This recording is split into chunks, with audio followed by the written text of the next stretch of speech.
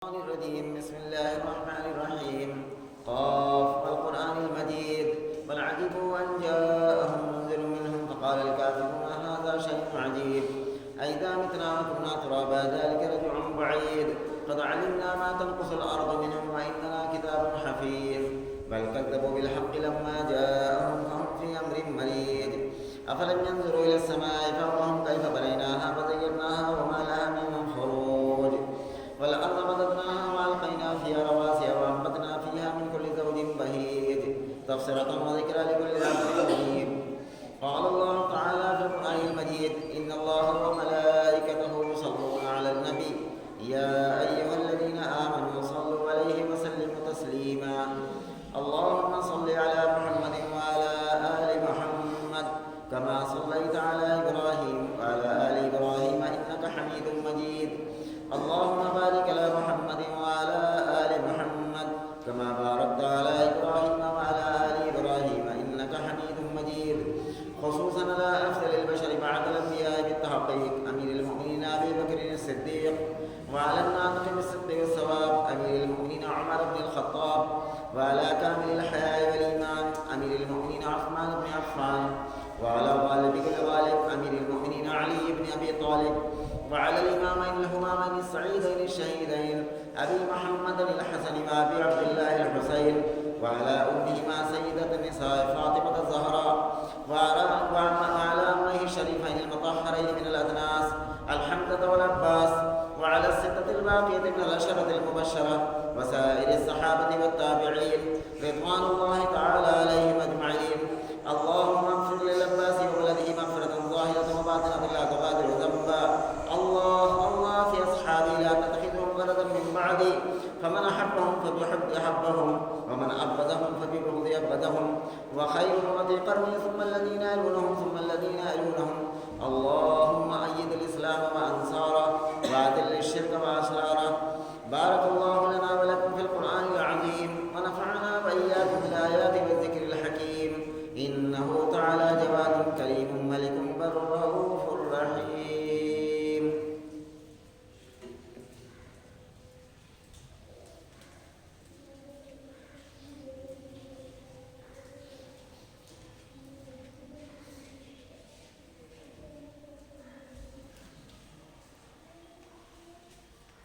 إن الحمد لله نحمده ونستعينه ونستغفره ونعوذ بالله من شرور أنفسنا ومن سيئات أعمالنا من يهده الله فلا مضل له ومن يضلل فلا هادي له وأشهد أن لا إله إلا الله وحده لا شريك له وأشهد أن محمدا عبده ورسوله. أما بعد قال الله تعالى في موازين آخر ولقد خلقنا الإنسان ونعلم ما توسوس به نفسه ونحن أقرب إليه من حبل الوريد إذ يتلقى المتلقيان عن اليمين وعن الشمال قعيد ما يلفظ من قول إلا لديه رقيب عتيد وجاءت سكرة الموت بالحق ذلك ما كنتم منه تحيد ونفخ في الصور ذلك اليوم الوعيد. ہر قسم کی حمد و ثنا تعریف و توصیف بڑائی اور کبریائی بس اللہ رب العالمین کے لیے ہے جو ہم سب کا خالق و مالک ہے. درود و سلام کے بیش بہا نذرانے اس ذات مقدسہ مطہرہ پر جو ہم سب کے بیچ رشد و ہدایت بنا کر کے بھیجے گئے جن کا نام نامی اسم گرامی احمد مجتبیٰ محمد مصطفیٰ صلی اللہ علیہ وسلم. میرے بھائیوں اور بزرگوں، اللہ رب العالمین کی توفیق سے میں نے جن آیتوں کا انتخاب کیا ہے وہ سورہ قاف کی آیت نمبر 15 سے اور آیت نمبر 19 تک کی میں نے تلاوت کیا ہے. اللہ رب العالمین سے دعا ہے کہ اللہ ہم سب کو اس کے مفہوم اور مقصد کو سمجھنے کی توفیق عطا فرمائے. اللہ ہم سب کو ان آیتوں کے مفہوم کو ہماری زندگیوں میں رچ بس دے. میرے بھائی اور بزرگوں، یہ سورہ قاف وہ صورت ہے کہ جسے رسول اللہ صلی اللہ علیہ وسلم جمعہ کے خطبے میں تلاوت کرتے تھے. اور یہی وجہ ہے کہ اہل سنت پوری دنیا کے اندر کہیں بھی ہیں وہ جمعہ کے خطبے میں سورہ قاف کی چاہے چند ہی آیتیں تلاوت کرے، لیکن اس کے بغیر اپنی بات نہیں شروع کرتا۔ یہ سورہ قاف کی جو میں نے پہلے خطبے میں بھی شروع کی آیتیں پڑھی اور دوسرے خطبے میں یہ آیت نمبر 15 سے میں نے تلاوت کی، اور آئیے دیکھتے ہیں کہ اس میں کیا خاص چیز ہے جسے رسول اللہ صلی اللہ علیہ وسلم اس سورت کو ہر خطبے میں تلاوت کرتے تھے۔ آیت نمبر 15 پر اللہ رب العالمین نے بلا کسی ذات و برادری کے، بلا کسی حسب اور نسب کے، اور بلا کسی خاندان و قبیلے کے، بلا کسی دھرم اور مذہب کے، اللہ رب العالمین نے پوری انسانیت کو مخاطب فرمایا، چاہے وہ اپنے آپ کو یہودی اور نصرانی کہتے ہوں، چاہے ہندو کہتے ہوں، چاہے سکھ عیسائی کہتے ہوں، کچھ بھی اپنا نام انہوں نے رکھا ہو، لیکن اللہ رب العالمین نے اس آیت کریمہ کے اندر پوری انسانیت کو مخاطب فرمایا اور فرمایا کہ وَلَقَدْ خَلَقْنَا الْإِنسَانَ، ہم نے انسان کو پیدا فرمایا۔ اچھا، اس کی صراحت صحیح بخاری مسلم کے اندر ایک حدیث موجود ہے جس میں رسول اللہ صلی اللہ علیہ وسلم نے فرمایا کہ ہر پیدا ہونے والا بچہ فطرت اسلام پر پیدا ہوتا ہے۔ اب اس کے ماں باپ چاہے تو اسے یہودی بنا دے اور چاہے نصرانی بنا دے، اس کے ماں باپ جس سانچے میں اس کو ڈھال دیں اس سانچے میں وہ ڈھل جاتا ہے۔ حالانکہ اللہ ہر انسان کو پیدا کرتا ہے مذہب اسلام کے بنیاد پر اور اسی فطرت پر پیدا کرتا ہے۔ اگر اس کو بڑے ہونے کے بعد اگر کوئی بہکانے والا نہ ملے تو وہ سیدھا مسلمان ہی ہوتا ہے، سیدھا مسلمان ہو جاتا ہے۔ لیکن اب یہاں پر کہ ماں باپ اگر یہودی ہیں تو یہودی بنا دیں گے، نصرانی ہیں تو نصرانی بنا دیں گے، اگر ہندو ہیں تو ہندو بنا دیں گے، لیکن اللہ فطرت اسلام پر ہر انسان کو پیدا فرماتا ہے۔ اب بعض مسلمان بھی ہیں جو اپنے بچوں کو ظاہری طور پر یہودی اور نصرانی تو نہیں بناتے ہیں، لیکن ان کے گھروں کی، ان کے زبان کی ایسی تعلیمات ہوتی ہے جس کی وجہ سے بچہ جب پیدا ہو کر بڑا ہوتا ہے تو وہ پورا مسلمان بھی نہیں رہتا، وہ کسی نہ کسی خانے میں وہ پڑ جاتا ہے، چاہے یہودیت کے لائن پر پڑ جائے، نصرانیت کی لائن پر پڑ جائے، کہیں نہ کہیں وہ بھٹک جاتا ہے، اس کے اپنے ماں باپ کی دیر ہوتی ہے۔ اور اگر ماں باپ چاہیں کہ میرا بچہ فطرت اسلام پر پیدا ہوا ہے تو یہ اسلام کا سچا شیدائی بنے، سچا داعی بنے، اگر یہ کوشش ہے تو ان کے لیے سب سے پہلے یہ ہے کہ اپنے بچوں کو قرآن و حدیث کی تعلیمات سے آشنا کرائیں، قرآن و حدیث کی تعلیم دیں، تاکہ بچہ جو فطرت اسلام پر اللہ نے پیدا کیا ہے اس کے اندر وہ پورا اسلام آ جائے۔ اسی لیے اللہ رب العالمین نے سورہ بقرہ کے اندر فرمایا کہ یا ایھا الذین آمنوا ادخلوا فی السلم کافہ، اے ایمان والو پورے اسلام میں داخل ہو جاؤ۔ اسلام کی چند چیزیں یا کچھ چیزیں ماننے سے کام نہیں چلتا آخرت کے اندر، پورے اسلام میں داخل ہو جاؤ۔ تو فرمایا کہ وَلَقَدْ خَلَقْنَا الْإِنسَانَ، ہم نے انسان کو پیدا کیا ہے، چاہے وہ ملک کا وزیر اعظم بن جائے، وزیر اعلیٰ بن جائے، چاہے وہ دنیا کا سب سے بڑا دولت والا بن جائے، چاہے وہ کسی قبیلے اور خاندان میں پیدا ہو رہا ہے، لیکن اللہ نے اسے پیدا کیا ہے، اس بات کو یاد رکھنا چاہیے۔ اچھا، اس میں رک کر کے مسئلے کو اور سمجھ لیں۔ اللہ نے انسان کو پیدا کیا ہے اور کسی کو کالا بنا دیا اللہ رب العالمین نے، کسی کو گورا بنا دیا، کسی کی ناک موٹی بنا دی، کسی کی ناک چپٹی بنا دی، کسی کے ہونٹ موٹے بنا دیا، کسی کو لمبا بنا دیا، کسی کو ناٹا بنا دیا۔ اب یہ پتہ چلا کہ اگر انسان اس کی اللہ کی تخلیق پر نکتے چینی کرتا ہے تو یہ کفر کے درجے میں۔ مثال کے طور پر کسی کو کالا کلوٹا کہہ دینا تو اس شخص کو تو برا لگے گا ہی، لیکن سب سے زیادہ اس کے بنانے والے کو برا لگے گا۔ اللہ نے فرمایا کہ وَلَقَدْ خَلَقْنَا الْإِنسَانَ، ہم نے پورے انسانوں کو ہم نے پیدا کیا۔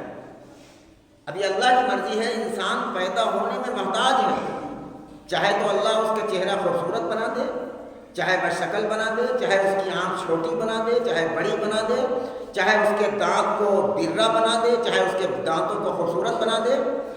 اب آدمی کسی کو کالا کلوٹا کہہ دے، کسی کو جو ہے ناٹا کہہ دے اور اس پر طنز کرے، اور کسی کو اس کی لمبائی پر طنز کرے، اس کی لمبائی کا طنز کرے، اور کسی کو اس کے دانتوں کے ساتھ اس پر طنز کیا جائے کہ اس کے دانت ہبڑے ہیں، اور اسی طریقے اگر اللہ سوال کر لے قیامت کے دن کیا تم نے بنایا تھا اسے؟ مثال کے طور پر آپ یہ سمجھیں کہ آدمی دنیا کے اندر کوئی کام کرتا ہے، اور جب وہ کام کر کے ہم جیسے مکان بناتے ہیں، جب کوئی کام آدمی جو کرتا ہے وہ کام ہو جاتا ہے اور اس کے بعد اس میں کوئی کمی نکالتا ہے، تو ایمانداری سے بتاؤ اس کام کرنے والے کو برا لگتا ہے کہ نہیں؟ میرے کام پر نکتہ چینی ہے، میرے کام کے ہوٹنگ کی جا رہی ہے، اور اس سے بدترین دنیا کے اندر کون شخص ہوگا، کون مرد عورت ہوگی جو اللہ کی تخلیق پر نکتہ چینی کر دے؟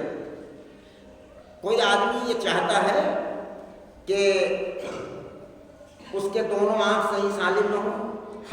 چلیے بتائیے کہ مسجد میں اتنے لوگ ہیں، ہر شخص کی بیک آواز یہ نکلے گی اگر یہ سوال کیا جائے کہ ہر شخص یہ چاہتا ہے کہ میں بہت خوبصورت دیکھوں اور میں بہت خوبصورت ہو جاؤں، میرا چہرہ بھی خوبصورت لگے، میرے ہاتھ پیر بھی خوبصورت لگے، کون آدمی نہیں چاہتا؟ عام طور پر ایک ہی خواہش ہے انسان کے اندر، لیکن اس سے یہ پتہ چلتا ہے کہ انسان کو اللہ نے محتاج رکھا۔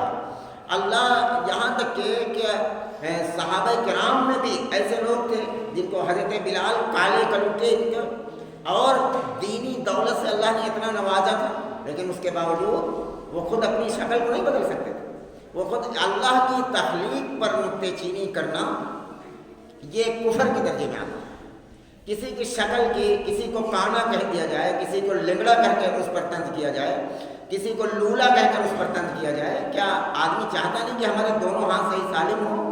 اللہ کسی کے ایک ہاتھ کو خراب کر دے، اللہ کسی کی ایک آنکھ کو خراب کر دے، یا دونوں آنکھوں سے اللہ چاہے تو ہم میں سے جس کو چاہتا نابینا پیدا کر دیتا ہے اس دنیا کے اندر۔ اگر پھر کسی کو اندھا کہہ کر اس کی مذاق اڑانا، اس پر طنز کرنا، تو اللہ نے اس آیت کریمہ کے اندر اس کو سمجھانا چاہا وَلَقَدْ خَلَقْنَا الْإِنسَانَ۔ اس بات کو یاد رکھا جائے کہ انسان کو ہم نے پیدا کیا، چاہے وہ کسی دھرم کا، کسی مذہب کا ماننے والا ہو، چاہے وہ کسی مورت کے سامنے جھکنے والا ہو، چاہے وہ کسی قبر کے سامنے جھکنے والا ہو، اور چاہے وہ کہ آگ کی پوجا کرنے والا ہو، چاہے وہ عیسیٰ علیہ السلام کی پوجا کرنے والا ہو۔ اللہ نے فرمایا کہ ہم نے انسان کو پیدا فرمایا۔ اللہ جسے چاہے لنگڑا پیدا کر دے، اللہ جسے چاہے لولا پیدا کر دے، اللہ جسے چاہے کانا پیدا کر دے، اللہ جسے چاہے اندھا پیدا کر دے، جسے چاہے ناٹا پیدا کرے، جسے چاہے لمبا پیدا کرے، جسے چاہے خوبصورت پیدا کرے، جسے چاہے بدصورت پیدا کرے۔ اب اس میں کسی کا اختیار نہیں کہ کسی کی شکل پر طنز کیا جائے، کسی کے رنگ روپ پر طنز کیا جائے، اور یہ طنز کرتے ہوئے اگر مسلمان کو یہ بات یاد رہے کہ اللہ نے قرآن مجید کے اندر فرمایا کہ ہم نے انسان کو پیدا کیا ہے، تو شاید یہ عادت ہمارے اندر سے ختم ہو جائے، کسی کی شکل پر طنز کرنا۔ ہاں اس کی کوئی غلطی ہے، اس کو کہا جائے کہ یہ تمہاری غلطی ہے، لیکن اس کی شکل و صورت پر، اس کی ہائٹ پر اور اس کے چال ڈھنگ پر اور اس پر کوئی ٹپڑی کرنا، یہ اس انسان پر ٹپڑی نہیں بلکہ اللہ رب العالمین پر ٹپڑی کہ اس نے پیدا کیا ہے، جس کو جیسے چاہا ماں کے پیٹ کے اندر اللہ رب العالمین نے اس کو تخلیق کیا۔ اور فرمایا وَلَقَدْ خَلَقْنَا الْإِنسَانَ وَنَعْلَمُ مَا تُوَسْوِسُ بِهِ نَفْسُهُ۔ ہم نے انسان کو پیدا کیا ہے اور ہم اس کے دلوں کے اندر جو وسائس آتے ہیں، جو خیالات آتے ہیں، بیک وقت ہم ان خیالات کو جانتے ہیں۔ اللہ کی بڑائی کیا انسان سوچ سکتا ہے؟ پوری دنیا کے اندر اندازہ لگاؤ، اور مخلوق کو چھوڑ دیجئے، خالی انسان کو لے لیجئے، پوری اس 13 کروڑ مربع میل پر پھیلی ہوئی زمین پر بسنے والے تمام انسان، کسی ملک میں، کسی برادری میں، کسی خاندان میں، اور کیسے کیسے مرد، عورتیں، بچے، اور سب کے دلوں میں جو خیالات آتے ہیں، اس وقت بھی سب کے دلوں میں جو خیالات ہیں، اللہ کو ان سب کے خیالات کا علم، اس کے علم کا احاطہ کرنا۔ آیت الکرسی کے اندر اسی لیے اللہ رب العالمین نے وَلَا يُحِيطُونَ بِشَيْءٍ مِّنْ عِلْمِهِ إِلَّا بِمَا شَاءَ۔ اللہ کے علم کو احاطہ نہیں کیا جا سکتا اس کو اپنے گھیرے میں نہیں لیا جا سکتا، کوئی اندازہ نہیں لگا سکتا۔ اب یہ وہ باتیں ہیں جو انسان کے یقین کو ٹھیک کرتی ہیں۔ اگر آدمی ہر وقت یہ یاد رکھے کہ ہم دل میں جو سوچتے ہیں اللہ کو علم ہے، تو کیا عادت پڑے گی انسان کو اچھی بات سوچنے کی، اچھا سوچنے کی عادت پڑے گی کہ کہنے سے پہلے اللہ رب العالمین جانتا ہے جو ہمارے دل کے اندر وسائس ہیں، جو خیالات ہیں۔ لیکن بڑا کرم فرمایا اللہ رب العالمین نے، صحیح بخاری کی روایت ہے کہ رسول اللہ صلی اللہ علیہ وسلم نے فرمایا کہ اللہ رب العالمین اس گناہ کی سزا اس وقت تک نہیں دیتا ہے جب تک کہ اس کے دل کے اندر رہے، جب تک کہ وہ زبان سے بول نہ دے، چاہے کتنا برا خیال کرے انسان کے اندر، برے خیال آئے، لیکن جب تک کہ وہ زبان سے بول نہ دے یا اپنے ہاتھ پیر سے وہ عمل کر نہ دے، اس وقت تک اللہ رب العالمین اس کا مواخذہ نہیں کرتا، اس کو نہیں لکھواتا۔ یہ تو اللہ کا رحم و کرم کا معاملہ ہے، ورنہ تو جو خیالات کو جانتا ہو، ہم سب کے دلوں کے اندر کیسے کیسے خیالات آتے ہیں، ان خیالات کو اللہ رب العالمین اگر ریکارڈ کرنا شروع کر دے، اس کے مطابق سزا دینا شروع کر دے، تو کون بچ سکتا ہے؟ اسی لیے اللہ کے حبیب فرماتے ہیں کہ خیالات پر اللہ پکڑ نہیں کرتا جب تک کہ وہ زبان سے بول نہ۔ آگے آتے زبان کا تذکرہ آ گیا، اور پھر فرمایا کہ وَنَحْنُ أَقْرَبُ إِلَيْهِ مِنْ حَبْلِ الْوَرِيدِ، ہم نے انسان کو پیدا کیا، اس کے دلوں میں ہر آنے والے خیالات کا ہم علم رکھتے ہیں۔ وَنَحْنُ أَقْرَبُ إِلَيْهِ مِنْ حَبْلِ الْوَرِيدِ، ہم اس کی شہ رگ سے زیادہ قریب ہیں۔ گردن میں ہر انسان کے ایک رگ ہوتی ہے، نس ہوتی ہے، جس کے کٹنے سے کوئی بچ نہیں سکتا دنیا کے اندر، مر جاتا ہے، شہ رگ اسے کہا جاتا ہے۔ اور جانور کے اندر بھی وہ چیز ہوتی ہے، جانور کی جب گردن کاٹ دی جاتی ہے تو پھر وہ بچ نہیں سکتا۔ اسی طریقے سے انسان کو اگر گردن کاٹ دی جائے، اگر ایک ہاتھ کاٹ دیا جائے، پیر کاٹ دیا جائے، آنکھ نکال لی جائے، تو ایسے لوگ زندہ رہ سکتے ہیں دنیا کے اندر، لیکن اگر کسی کی گردن کاٹ دی جائے تو وہ شخص زندہ نہیں رہ سکتا۔ اسی لیے اللہ رب العالمین نے فرمایا کہ وَنَحْنُ أَقْرَبُ إِلَيْهِ مِنْ حَبْلِ الْوَرِيدِ، ہم ہر انسان کے رگے جان سے زیادہ قریب ہیں۔ مطلب یہ ہے کہ اگر اس یقین کے ساتھ آدمی صبح کا سورج طلوع ہو اور شام کو بستر پر پہنچ جائے، اسی یقین کے ساتھ کہ اللہ ہمارے گردن کی رگ سے زیادہ قریب ہے، تو اس گردن میں کوئی تعویذ و گنڈے کی ضرورت پڑے گی؟ جس گردن کے قریب کائنات کا بنانے والا رب ہو، اور پھر اگر یہ یقین انسان کے اندر پختہ آ جائے کہ اللہ ہمارے گردن کے رگ سے زیادہ قریب ہے، تنہائی میں بھی وہ انسان نڈر رہے گا، لوگوں میں بھی نڈر رہے گا، اور اس بات کا خیال رکھے گا کہ کوئی غلطی ہوگی تو اللہ شہرت کے قریب۔ اور دوسری چیز یہ ہے کہ آدمی کے اندر سے خوف اور ڈر نکل جائے گا کہ جب شہ رگ سے زیادہ قریب ہے تو موت اور زندگی کا کوئی مالک ہو نہیں سکتا دنیا کے اندر۔ جب تک کہ اللہ نہ چاہے کسی کو موت آ نہیں سکتی، جب تک کہ اللہ نہ چاہے تو کوئی بیماری ٹھیک نہیں ہو سکتی۔ تو اسی لیے اللہ رب العالمین نے فرمایا کہ وَنَحْنُ أَقْرَبُ إِلَيْهِ مِنْ حَبْلِ الْوَرِيدِ، ہم ہر انسان کے شہ رگ سے زیادہ، رگ جان سے زیادہ بھی قریب ہیں۔ پکارو تو صحیح، کبھی آدمی تنہائی میں اپنے رب کو پکار کر دیکھے، دعائیں مانگ کر دیکھے، تو اس سے نجات ہوتا ہے۔ اب یہ تو ہوئی آیت نمبر 15، اور آیت نمبر 16 یہ ہوئی۔ آیت نمبر 17 پر اللہ رب العالمین نے اس کی اور وضاحت کی ہے۔ اِذْ يَتَلَقَّى الْمُتَلَقِّيَانِ عَنِ الْيَمِينِ وَعَنِ الشِّمَالِ قَعِيدٌ، فرمایا کہ جس وقت دو لینے والے لے جاتے ہیں انسان کو، اور فرمایا کہ ایک دائیں طرف بیٹھا ہوتا ہے اور ایک بائیں طرف بیٹھا ہوتا ہے۔ حدیث کے اندر رسول اللہ صلی اللہ علیہ وسلم نے اس کے نام بھی بتائے ہیں کہ کرامن کاتبین انہیں کہا جاتا ہے، جو ہر انسان مرد عورت ہر ایک کے کاندھے پر، داہنے کاندھے پر، بائیں کاندھے پر ہوتے ہیں، تو فرمایا انہیں کرامن کاتبین کہا جاتا ہے۔ اس آیت کریمہ کے اندر نام تو نہیں ہے، لیکن حدیث کے اندر کئی روایتوں کے اندر اس کا نام موجود ہے۔ اِذْ يَتَلَقَّى الْمُتَلَقِّيَانِ عَنِ الْيَمِينِ وَعَنِ الشِّمَالِ قَعِيدٌ، کہ وہ جس وقت دو لینے والے آئیں گے، اور فرمایا کہ وہ ایک دائیں طرف ہوتا ہے، ایک بائیں طرف ہوتا ہے، بیٹھا ہوا ہوتا ہے، اور فرمایا کہ مَا يَلْفِظُ مِنْ قَوْلٍ إِلَّا لَدَيْهِ رَقِيبٌ عَتِيدٌ، کہ انسان کے منہ سے کوئی لفظ نہیں جیسے ہی نکلتا ہے فوراً وہ بیٹھنے والے قینچ کر لیتے ہیں اس لفظ. اللہ اکبر. کاش کی قرآن مجید کو پڑھنا ہمیں آ جائے اور اس کو سمجھنا آ جائے. ہر انسان دیکھیے اس سے بہتر طریقہ انسان کی ہدایت کے لیے دنیا کے اندر کوئی اور نہیں ہو سکتا. اللہ کی کتاب سے بہتر، اللہ سے بہتر کون سمجھا سکتا ہے اپنے بندے کو؟ فرمایا کہ اللہ سے بندہ اس طرح ڈرے کہ اس کو یہ یاد رہے کہ ما یلفظ من قول، جو بھی بول رہا ہے، چاہے اکیلے میں بول رہا ہے چاہے مجمع میں بول رہا ہے، جو بھی بول رہا ہے، ما یلفظ من قول الا لدیہ رقیب عتید، وہ منہ تکتا رہتا ہے. ایک جو بیٹھا ہے کاندھے پر جو فرشتے بیٹھے ہیں وہ منہ تکتے رہتے ہیں. ما یلفظ من قول، جیسے ہی منہ سے نکلتا فوراً اس لفظ کو کینچ کرتا ہے اور اس کو ریکارڈ کرتا ہے. اچھا، اللہ رب العالمین کے ذات پر کتنا یقین ہے اس بات سے اندازہ لگائے. آدمی آج کے دور میں اس بات کو سمجھانا بہت آسان ہے. صحابہ کرام کی روحوں پر بے انتہا سلام ہو کہ انہوں نے ان چیزوں کو دیکھے بغیر بھی قرآن کی آیتوں پر ایمان رکھا.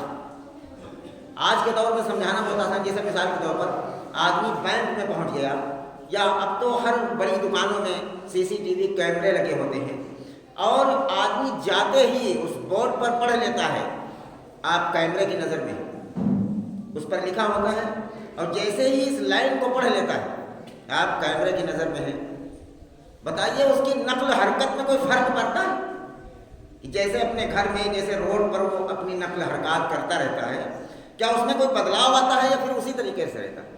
بہت سارا بدلاؤ آتا ہے. جیسے ہی آدمی کچھ کرنے چلتا ہے اسے یاد رہتی لائن آپ کیمرے کی نظر میں. اللہ رب العالمین کا یہ CCTV کیمرہ ایسا ہے کہ یہاں نقل حرکت بھی ریکارڈ ہوتی ہے، اور انسان جو منہ سے بول رہا ہے وہ بھی ریکارڈ ہو رہا ہے. ما یلفظ من قول الا لدیہ رقیب عتید. اور پوری زندگی کا لیکھا جوکھا آدمی کا ریکارڈ ہے. جو تنہائی میں بولا، جس بات کو مجمع میں بولا، 4 لوگوں میں بولا. اسی لیے میں رک کر کے ایک حدیث بیان کرتا ہوں جو صحیح بخاری کی روایت ہے. اما عائشہ رضی اللہ عنہ فرماتی ہیں کہ رسول اللہ صلی اللہ علیہ وسلم نے فرمایا کہ فَلْيَقُلْ خَيْرًا أَوْ لِيَصْمُتْ، بولو تو بھلی بات بولو ورنہ چپ رہو. لایانی اسے کہا جاتا ہے کہ ایسی بات ہوٹلوں پر اور دکانوں پر مارکیٹوں میں بیٹھ کر ایسی باتیں بولنا جس سے نہ تو دنیا کا فائدہ ہو نہ تو دین کا فائدہ ہو، اسے لایانی عربی زبان کے اندر کہا جاتا ہے. اور لایانی رسول اللہ صلی اللہ علیہ وسلم فرماتے ہیں کہ لایانی کرنے والے کو اللہ رب العالمین آندھے کو جہنم کے اندر ڈال دے گا. اپنی زبان کا صحیح استعمال کرنا یہ ایک مومن کا شیوا ہے، یہ ایک مومن کی ذمہ داری ہے کہ اپنی زبان کو صحیح استعمال کیا جائے کہ یہ جو زبان سے بولا جا رہا ہے کہیں اس بول سے کسی کی حقارت تو نہیں ہو رہی ہے، کسی کی بے عزتی تو نہیں ہو رہی، اس کی عزت اس کو رسوا تو نہیں ہو رہا ہمارے اس لفظ کو بولنے سے.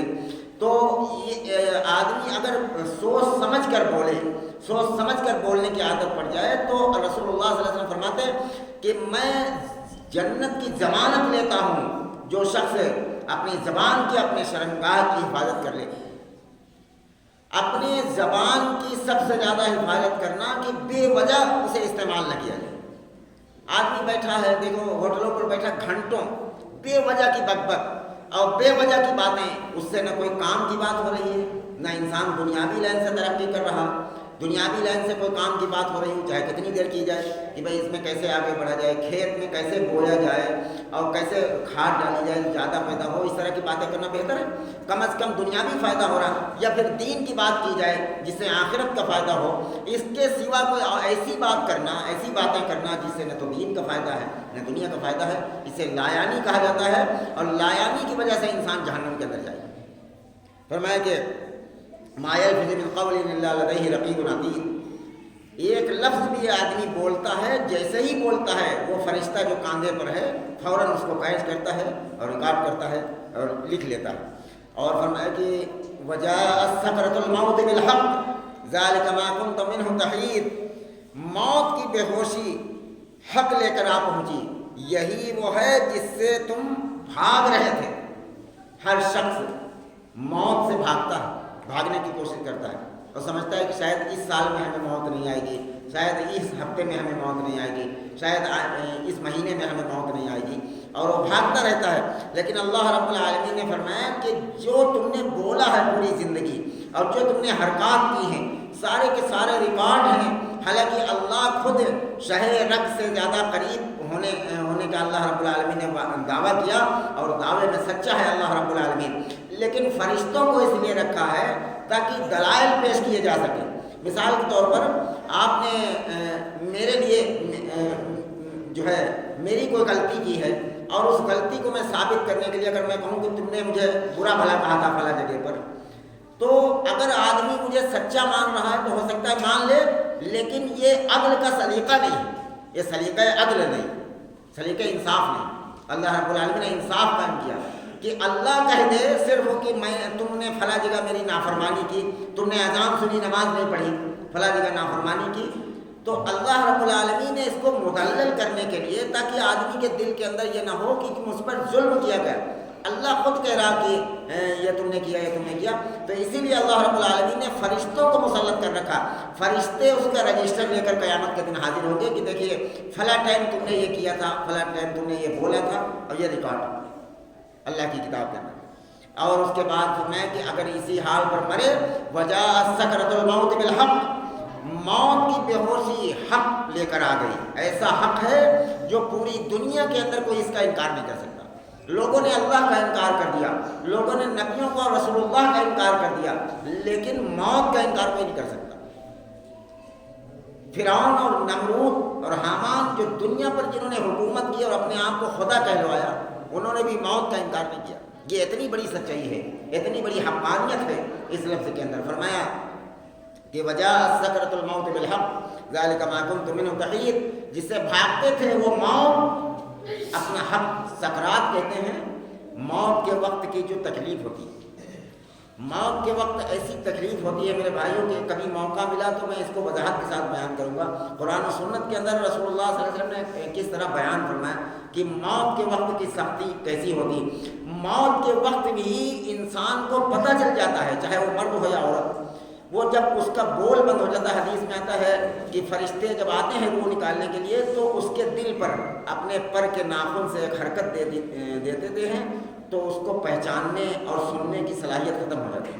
پھر اللہ رب العالمین اس کو دکھاتے ہیں، ابھی روح نکلی نہیں ہے، لوگ پانی ڈال رہے ہیں منہ کے اندر اور لوگ رو رہے ہیں گھر والے، اب آخری سانسیں چل رہی ہیں، لیکن اس کی اسکرین اس کے سامنے آ جاتی ہے اور وہ جان جاتا ہے کہ میں جنت میں جاؤں گا یا جہنم میں جاؤں گا، حالانکہ اس وقت اس کے اندر بولنے کی صلاحیت نہیں ہوتی۔ اسے پتہ چل جاتا ہے کہ کون سے فرشتے مجھے لینے کے لیے۔ اس کو وضاحت کے ساتھ انشاءاللہ کبھی موقع ملا تو میں بیان کروں گا آگے۔ اور موت کے بعد اب کیا منظر آنے والا ہے اس کو بھی اللہ رب العالمین نے بیان فرمایا۔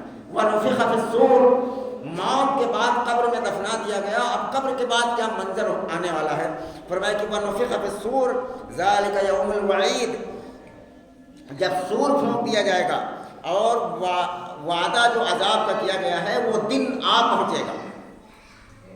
اور 50,000 سنہ سورہ معارج کے اندر اللہ رب العالمین نے فرمایا کہ وہ 50,000 سال کا دن ایک دن ہوگا، 50,000 سال تک۔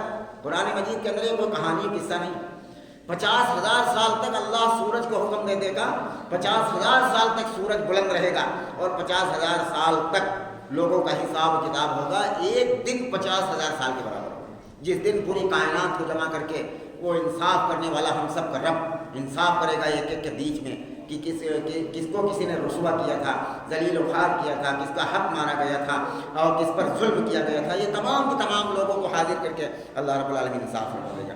وَنُفِخَ فِي الصُّورِ، جب سور پھونکا جائے گا اس کی ایسی دردناک آواز ہے، ایسی گھنگھناہٹ والی آواز ہے جس کی آواز کی گھنگھناہٹ کی وجہ سے تمام چیزیں دنیا کے اندر ختم ہو جائیں گی۔ اور فرمایا کہ کأنہ جمالۃ صفر، یہ پہاڑ روئی کے گالے بن جائیں گے، روئی بن جائیں گے، دھنکی ہوئی روئی کی طرح۔ ایسے حالات ہیں کہ اس آواز کی وجہ سے جو قبر میں گزارنے کے بعد حالات ایسے آئیں گے۔ اور فرمایا کہ وجاءت کل نفس معها سائق و شہید، ہر شخص اس طرح آگے آئے گا کہ اس کے ساتھ ایک لانے والا ہوگا اور ایک گواہی دینے والا ہوگا۔ میں نے کہا تھا نا کہ آگے آیت میں آ رہا، اللہ نے عدل کا طریقہ قائم کیا کہ اللہ دلوں کا بھید جانتا ہے۔ اگر اللہ خود کہہ دے کہ تم نے یہ غلط کیا تو بھی اللہ کے لیے کافی ہے، لیکن اللہ نے مطمئن کرنے کے لیے، انصاف کے تقاضے کو پورا کرنے کے لیے اللہ رب العالمین گواہ پیش کرے گا فرشتوں کو، اور لانے والا ہوگا اور ایک گواہی دینے والا۔ اور فرمایا کہ لقد كنت في غفلة من هذا فكشفنا عنك غطاءك فبصرك اليوم حديد، یقیناً اس غفلت میں تھا کہ لیکن ہم نے تیرے سامنے سے پردہ ہٹا دیا۔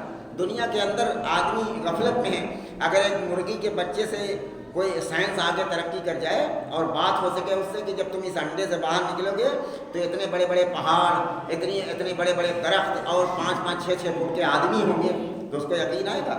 لیکن جب وہ انڈا پھٹتا ہے اور چوزا اس میں سے نکلتا ہے تو وہ سچائی اس کے سامنے آتی ہے۔ اسی طریقے سے ہم چھوٹی سی دنیا میں رہ رہے ہیں، اور قرآن کے اندر جو فلسفہ بیان کیا گیا ہے کہ ایسے حالات آئیں گے کہ دنیا سے 10 گنا بڑی جنت ایک آدمی کو دی جائے گی، تو یہ بات دماغ میں آتی نہیں ہے، لیکن اللہ نے اسی کو سمجھانے کے لیے کہا کہ جس غفلت میں دنیا کے اندر تم تھے اب اس پردے کو ہٹایا جا رہا ہے۔ جب سور پھونکا جائے گا تو وہ پردہ ہٹا دیا جائے گا، ساری چیزیں سامنے آ جائیں گی۔ اور فرمایا کہ لیکن ہم نے تیرے سامنے سے پردہ ہٹا دیا، بس آج تیری نگاہ بہت تیز ہے، آج تجھ سے کچھ نہیں چھپا، آج دیکھ لے جنت اور جہنم، آج تمام چیزیں دیکھ لیں جو دنیا کے اندر اللہ کی کتاب کے ذریعے تمہیں سمجھایا جا رہا تھا کہ یہ اچھا ہے یہ برا ہے، اس کو مانا نہیں تم نے اپنی زندگی کے اندر، اب اپنی نگاہوں سے ساری چیزیں دیکھ لے۔ یہ وہ ہے اللہ کی کتاب جو ہدایت کا سرچشمہ ہے۔ اس کے بغیر اگر قرآن مجید کی تعلیم کو دنیا کے اندر عام کیا جائے، میرے بھائیوں یہ تو صرف مسلمانوں کے لیے نہیں ہے بلکہ غیر مسلموں کے سامنے بھی قرآن کی آیتیں پڑھی جائیں، سمجھائی جائیں تو وہ اسلام کی طرف راغب ہوگا۔ اللہ کی کتاب کے اندر وہ نور ہے، وہ ہدایت ہے۔